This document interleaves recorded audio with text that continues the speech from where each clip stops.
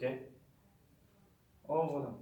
Осы кеше мен мектеп кезінде қасындағы сыныптастарым маған осы болашақтағы оқудың ешқандай маңызы жоқ, осы өмір бойы білім алудың ешқандай маңызы жоқ деп айтып еді. Мен осы затпен келіспеймін, негізі шынымды айтсам.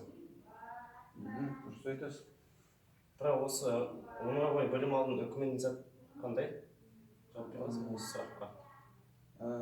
Бұл өмір бойы білім алу дейтін біздің шариғатымызда, ислам дінінде парыз.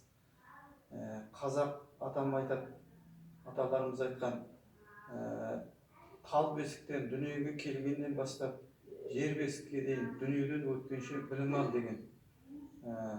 Білімсіз өмір дейтін ол бір тек сүрген өмір болады. Білімді білекті бірді жығар, білімді мыңды жығар дейтін бар.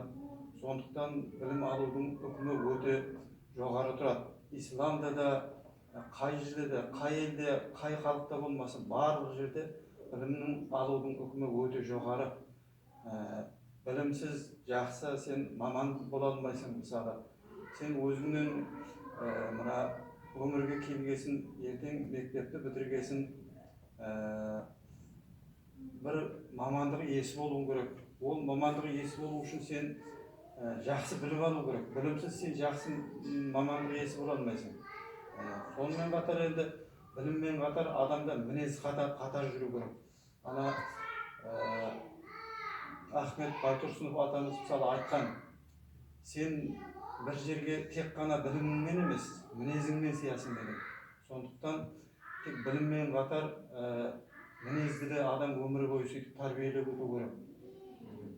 Сондықтан білім алудың үкімі өте жоғары нәрсе.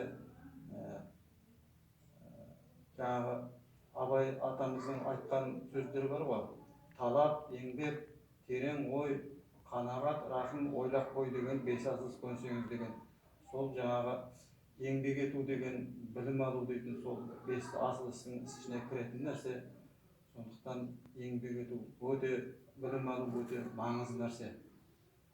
Білімді жаңа айтқан сол тал бесіктен жер бесікке дейін деген, өмір бойы адам білім алып өту керек.